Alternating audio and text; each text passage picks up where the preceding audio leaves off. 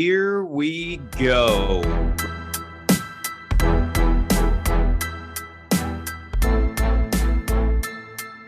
Welcome to the 9 Route Fantasy Football Podcast. What's up, everybody? Welcome back into the 9 Route Fantasy Football Podcast. Pat and Scott, we are here on the final day of February. We took a little time off, as we always do in the off season. Obviously, the Super Bowl did happen a few weeks back, and we're going to talk about what went down, stats, and our opinions on the game. We had a little extra skin in it with our hometown Philadelphia Eagles being in it.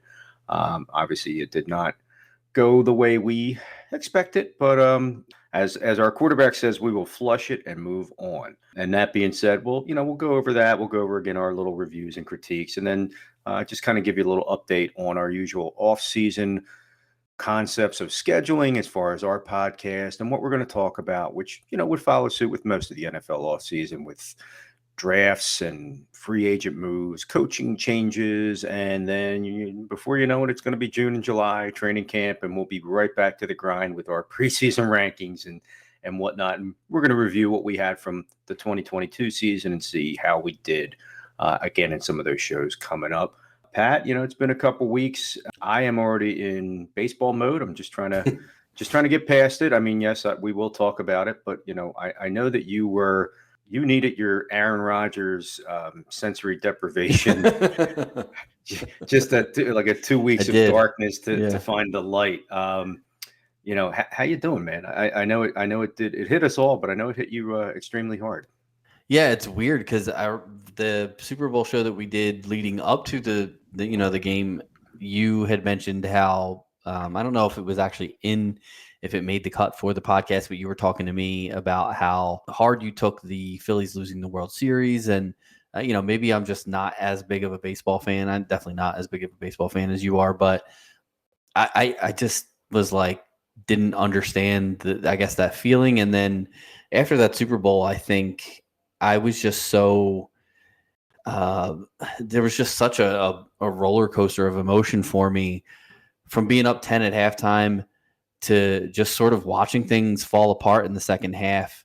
I just was not in a good place. And, I didn't want to come on here. It's like that failed relationship. Like you can't really talk about the person or see pictures of them, or you just kind of want to just distance yourself as much as possible. So I do want to apologize to our listeners and to you, Scott. I know that the Monday after the Super Bowl you were ready to rock and roll, and probably needed to vent a little bit, and I just, for whatever reason, was just feeling like you said, I just needed to be left alone, and I didn't want to think about it, and I didn't want to talk about it, and it hurt. It was probably the most painful loss I can remember being an Eagles fan. And we've had plenty of painful losses in our time as Eagles fans, for sure.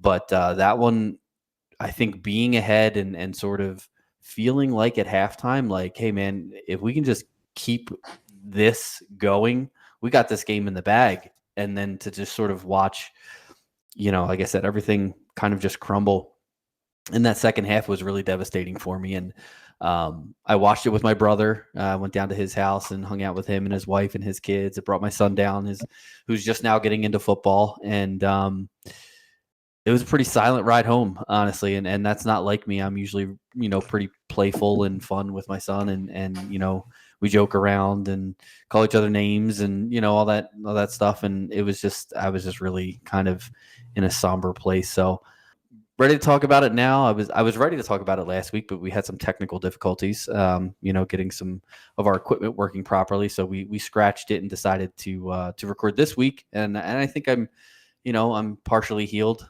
from what happened on Super Bowl Sunday. And we'll dive into that today.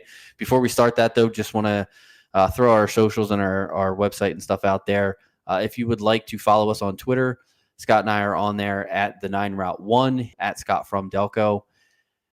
We have a website. You can go and check that out, www.the9routeffb.com. And if you'd like to email the show, any suggestions or questions, anything like that, you can reach us at the9routeFFB@gmail.com. I know that you were needing to vent a little bit after that game. So here's your opportunity. I know we haven't really even talked about it. We talked, in the previous weeks. Let's do the stats first. And Okay. I think all right. we can definitely, get into our personal beefs, feelings, our Our personal, beefs. yes, our beefs with some things that happened again, based off of that. So, yeah, I could kind of take us through, I guess, that start. I'll let you go first with the venting. I know you're still need to get that out, but obviously the game ended in a good fashion for the Kansas City Chiefs.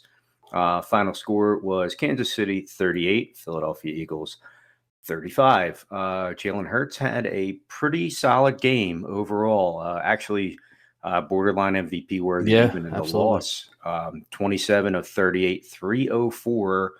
For those of you at home that say, yeah, he's a running quarterback, he threw for 304. And again, that's a defense that can give up some yards to the QB.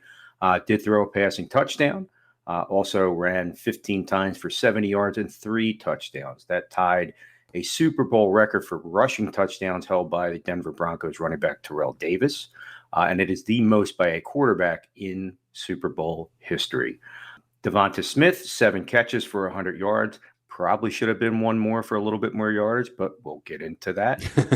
A.J. Brown had a very good game. He had 6 catches, 96 yards, and a touchdown. And those were most of the standout stats for Eagles players. Obviously, Kansas City, the victors. Patrick Mahomes, the Super Bowl MVP, went 21 of 27 for 182, but he did throw for 3 passing touchdowns. And on a wink, wink, nudge, nudge, bad ankle, 6 carries for 44 yards, mostly in the second half. Speaking of the running game, Kansas City did get some contributions. Isaiah Pacheco, 15 carries for 76 yards and a score. And Travis Kelce opened the scoring for the Chiefs. He finished the day 6 catches, 81 yards, and a touchdown. And obviously, again, that final score was Kansas City 38, Philadelphia 35. Kansas City Chiefs taking home Super Bowl 57. So we got the stats out of the way. Pat, again, I know you've had a lot more time to both stew about it, and you've gone through the 5 stages of grief, the acceptance, the anger, the bargaining. Not even talking about the future with the Eagles. We're just going to stick to the game so much. So, what were your biggest takeaways and gripes? Obviously, the team that we love losing is bad. But what were the things that stuck out for you both professionally and as a fan? All right, so I'll start with the professional stuff because I feel like if I start with the fan stuff, that might leak over a little bit. So I had mentioned, on our last podcast, which like I said, was before the Super Bowl, that the Chiefs had 2 distinct advantages going into this game. I mean, technically 3 if you count Patrick Mahomes, because the guy's just unbelievable. But the Chiefs had more experience, obviously, in these playoff games and big games, having played in 3 previous Super Bowls with Mahomes. They also had what I thought was, I don't want to say better coaching, but better coaching, more experienced coach in Andy Reid, Eric Bieniemy. They were just more experienced. That's there's no arguing that one there. It was one of those advantages that really made the difference, I think, in the second half. Andy Reid has always been one of the better preparers. If you go back and look at his record off of a bye week, he's something like 36-2 or something like that. So you give this guy 2 weeks to prepare, and you're just asking for trouble, as the other team, which, again, was one of the things that sort of scared me as an Eagles fan heading into this game. I think this preparation was key in helping Kansas City score on all of their offensive possessions in the second half. The play that Kansas City used to score their last 2 touchdowns was basically the same exact play. And it was a play that Coach Reid and offensive coordinator Eric Bieniemy used to exploit a coverage weakness that they saw in the Eagles defense. And it wasn't just the Eagles defense.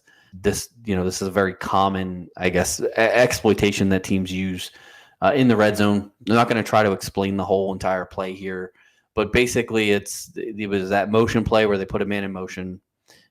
Defenders are supposed to switch.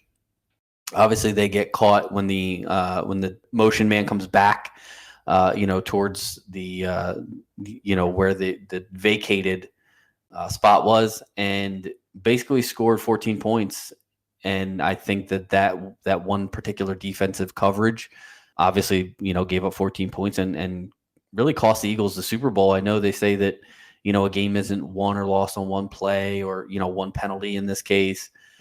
But in a 3-point game, any number of, one play could have made the difference. And this was one play twice that resulted in 2 touchdowns. And so I felt like the Eagles really kind of dropped the ball. They came out really flat in the second half. Their first possession in the second half, if you remember, was that Miles Sanders fumble that the Chiefs recovered for a touchdown. Luckily and rightfully, it ended up being called back.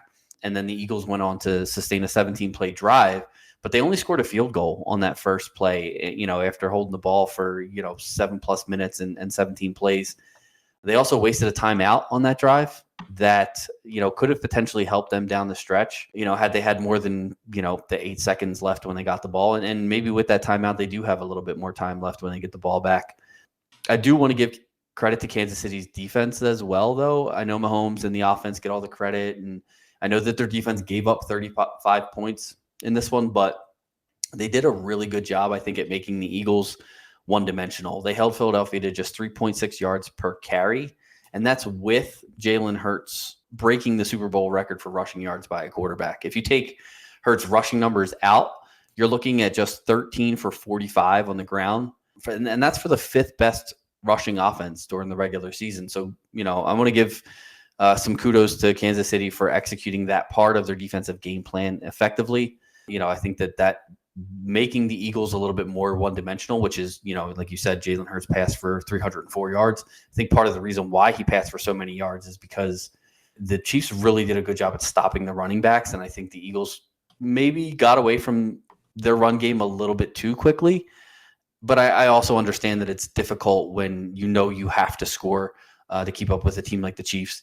But I feel like, going into the second half with the lead, again, we're talking about a 10-point lead, and then, the Eagles score a field goal. So you're not down. It's not imperative to get away from the running game at that point. I think you can still, attempt to run the ball effectively. You do at all times want to keep the ball out of Patrick Mahomes' hands, which I think they didn't do, obviously. And, I think that was sort of the turning point of the game was, the Eagles getting away from the running game and, not really putting together any. It didn't seem like they had like a sense of urgency on their offensive drives in the second half. I mean, maybe it was because they were, ahead coming out of halftime, or maybe it was just, good adjustments by the Chiefs defense. I don't really know, exactly where the blame or credit goes in that situation. But all in all, I think it was a really entertaining Super Bowl. Had I not had a rooting interest in the team, that eventually lost the game, I would say that was probably one of the best Super Bowls that I've ever seen. And I would absolutely love to see a rematch of these two teams next February. I know that's a tall ask, but I do think that both of them are playoff contenders and potential Super Bowl contenders again next year. So I would love the Eagles to get another shot at this one. As a fan, like I said, I think I'm just more disappointed in the coaching and the play calling in the second half. I didn't want to get on here and rant too much about the holding call that at the end of the game. I know that there was, after the game, that was sort of the big thing that everybody was gravitating towards was like, how could they call that? And, all this, sports shows and talk shows and all that stuff, they were all like, oh, you can't call that. And, some people are like, oh, you have to call it. If it's a penalty, it's a penalty in the beginning of the game. It's a penalty at the end of the game. I get all that. But I was very upset about the call, obviously. And one of the reasons that I didn't want to get on the day after was because I still it didn't feel right to me. I felt like we got robbed of an opportunity. Yes. Was it a hold? It was. Bradbury even admitted, that he grabbed his jersey, and you could see it. It was blatant. It was obvious. But I don't think that particular hold changed the outcome of that play. But I understand that, like, in the heat of the moment, the flag comes out before the play is complete. And so it is what it is. But I didn't want to be that guy to come on here and just be like, oh, the Eagles got, they got hosed and they, the refs blew it. And, listen, I could not imagine trying to officiate a game moving as fast as NFL football moves. It's got to be incredibly difficult, and I do not want to place any of the blame on the officiating. I think for the most part, the officiating was really good in that game. I do still hate that last call, but that's probably just because I'm an Eagles fan. It is what it is. But I feel like all in all, it was a great game, and I don't want my sadness, or whatever from my team losing to sort of overshadow how great of a Super Bowl it actually was. I mean, it was honestly one of the best that I can ever remember watching. There's not a ton to disagree with. Obviously, again, we both watched the same game. I know when we did our pre-game podcast, I said that my X factor was going to be Andy Reid running the football, going against the grain of what he normally would do. And at the end of the day, whether you consider first half, second half, but throughout the entire game, they really did make it a point to establish that concept. And when you look at it, and we remember from back in the day when Andy coached the Eagles, the games where they were most successful, especially in big games, especially in tight games, was when no matter what was going on, he balanced his offense. He used to be a solid 60-40, 70-30 pass to run. They were 50-50 this game. You're looking at 53 total plays, 26 were runs, 27 were passes. So right off the bat, he did exactly what I thought he would need to do to try to make that work. You ran 53 plays in 24 minutes and scored 38 points. You averaged 0.7 points a play. The Eagles average 0.49, so call it 0.5 a play. To me, the biggest number, and Pat, you kind of stole my thunder a little bit, but again, we both know this, the biggest numbers of the game overall, not 38, 35, not, the whatever, 105 to 52. That is the years of coaching experience of Andy Reid, Eric Bieniemy, and Steve Spagnuolo versus Nick Sirianni, Shane Steichen, and Jonathan Gannon. These guys have taken more L's than Snoop Dogg to the dome, where there is no way on God's green earth. They've learned everything that could go wrong, will go wrong, every counter punch to a punch, and then therefore every contingency known to man. Steve Spagnuolo was a part of our defensive. He was defensive coordinator for Andy Reid. Jim Johnson was. He was a linebacker coach for when the Eagles lost to the Patriots.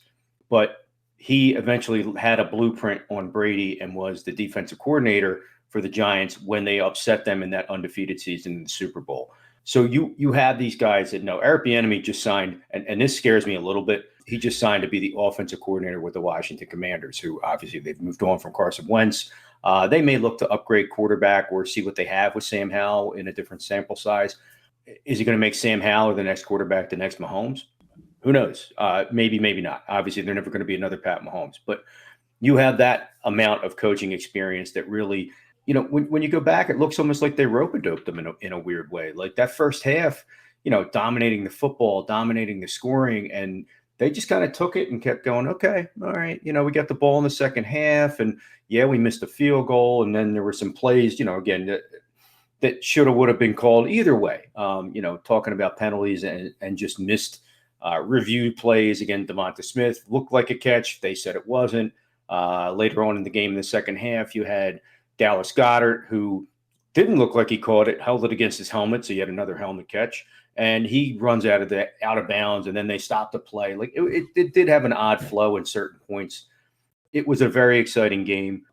Jalen Hurts, who again pound for pound was the best player in the entire game, also had one of the costliest parts of the entire game. Where people want to slam the defense and say what they gave up and all the points they gave up and not being able to stop. And while it is true, the offense gave a touchdown up, so that you did already take that off the board. Now you're talking 32 points. Suddenly it's a field goal game. Maybe Kansas City's trying to tie it instead of win it, things of that nature. You also take in the fact that you had a team that all season long went on fourth down.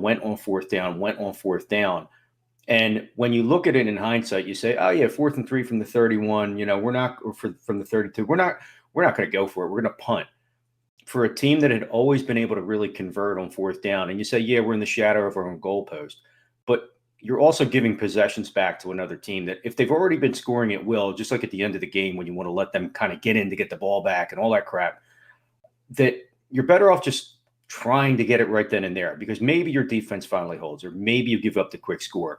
But you, in a sense, now just gave a little bit more. You cut a lot of the clock out for yourself by doing that. Followed up with an epically poor punt and return game that brought it back to the 5. You set a Super Bowl record for Kansas City with the longest return on a punt in Super Bowl history. And it was just that recipe for failure in the second half, where it just looked like for everything we did right in the first half, we couldn't do anything right in the second half. And they just kept capitalizing and capitalizing and capitalizing on so many things. When you go back and look at the game statistically, again, and stats don't lie, they just don't tell the whole truth, that the Eagles were the better team in the entire game. But you do see that there was one turnover. There was one turnover that turned into a touchdown. And in any close game, that 6, 8, 7 points, however you want to look at it, with point after or 2-point conversion, that is arguably the entire difference in the game for it being as close as it was. Harrison Butker missed a field goal early on. Let's say he converts that. All these things shift a lot of the way that the teams are going to start to attack stuff, because it looked for a minute there in the beginning like, okay, here we go. We're going to really be in a shootout. And then we seem to solve the Travis Kelce puzzle. He scores right away, goes down the field. It's like we had never heard of him. Who's this guy? And he just goes right down the field, just gash, touchdown. And you're like, you didn't tell us you had a brother playing for the other team? What the hell? Seriously, yeah. You thought maybe the mom put something in them cookies, maybe slowed him down a little bit. But yeah, at the end of the day, you're not expecting Isaiah Pacheco, 7th round Rutgers running back, to come out and just start gashing you. Our strength was our offensive line, our defensive line. In the first half, they definitely seemed to be doing their job. But I think, again, that time of possession actually came in a way to kind of bite us in the ass on the back end, because come the second half, our defensive line hadn't really gotten into a rhythm, more so than just being tired. Our offensive line had been doing a lot of pass blocking and RPO blocking instead of straight grind run blocking. The Miles Sanders bit, I heard there was a little bit of an injury that may have happened on that first play when they also popped the ball loose on him.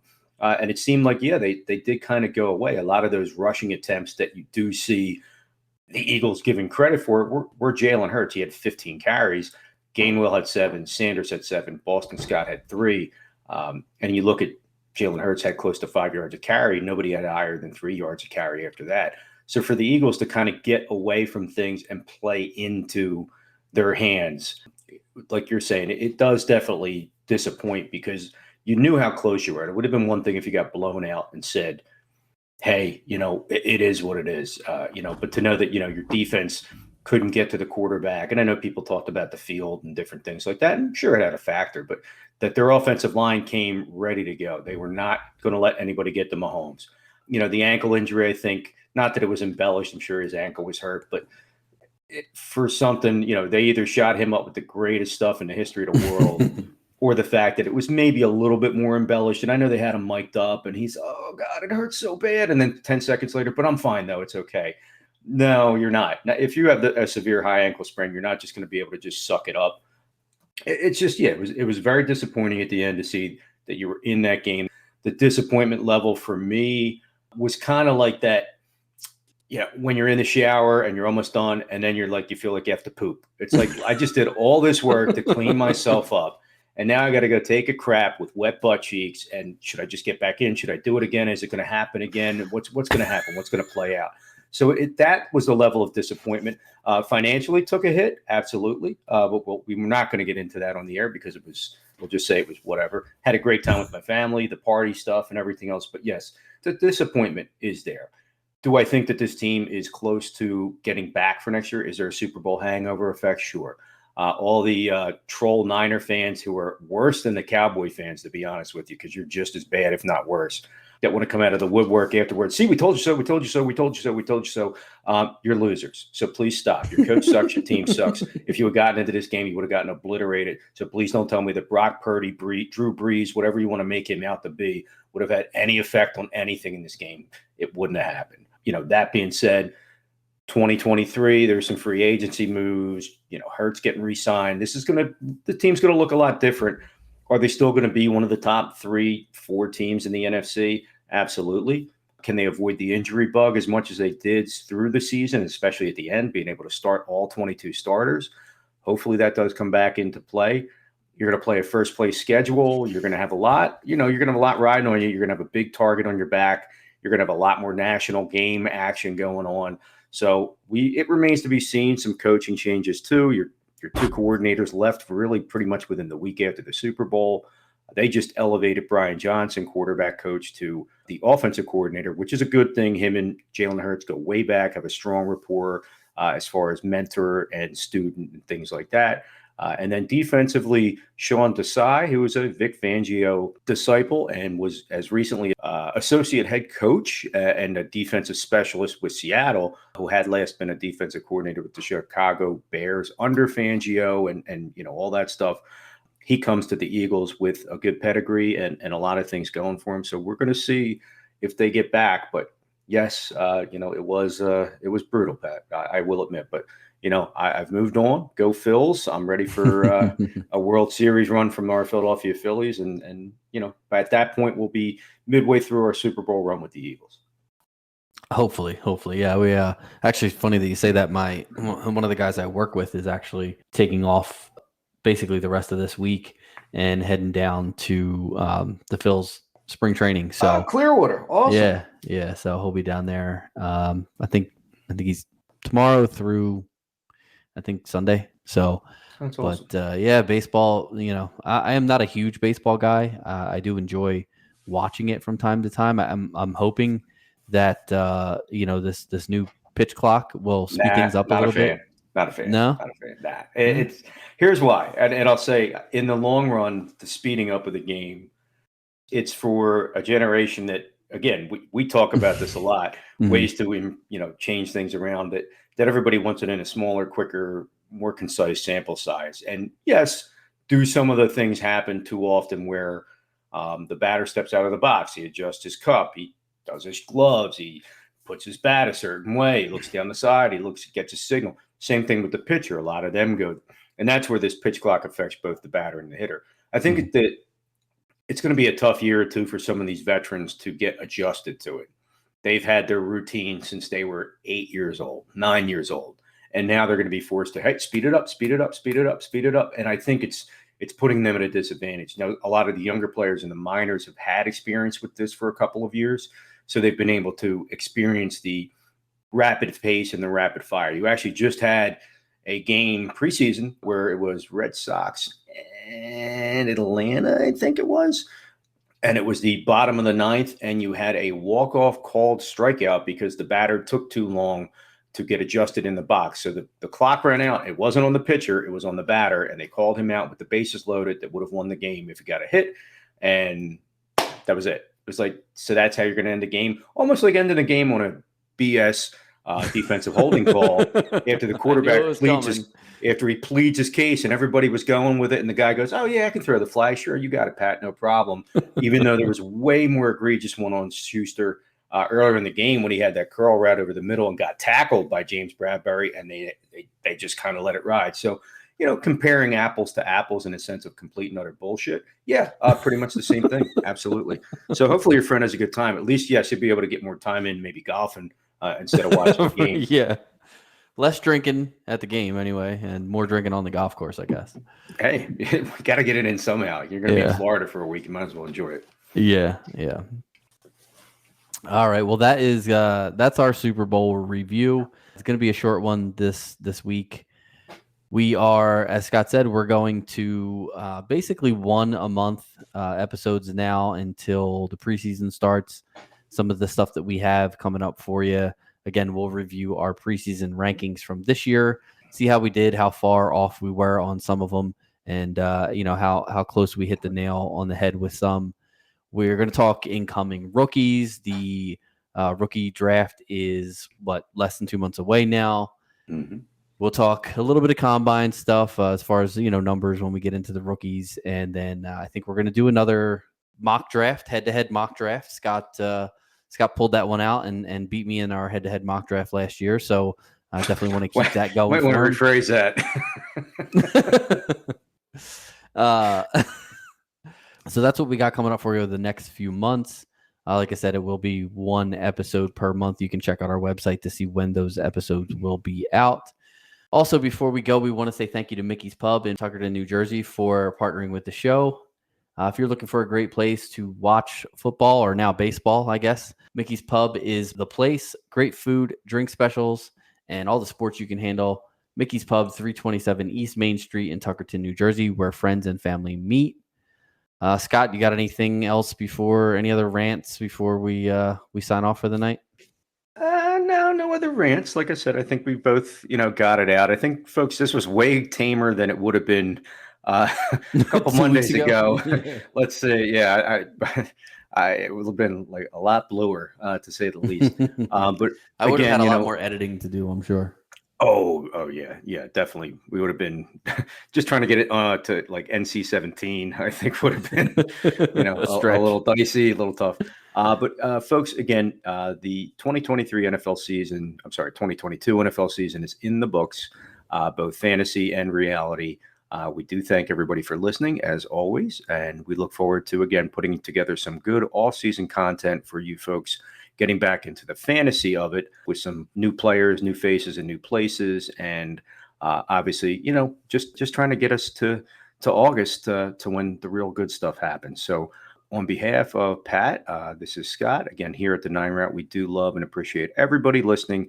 We thank you so much. Please keep it up, like and subscribe, share with everybody. And we look forward to the NFL 2023 fantasy football season here at the 9 Route. Peace.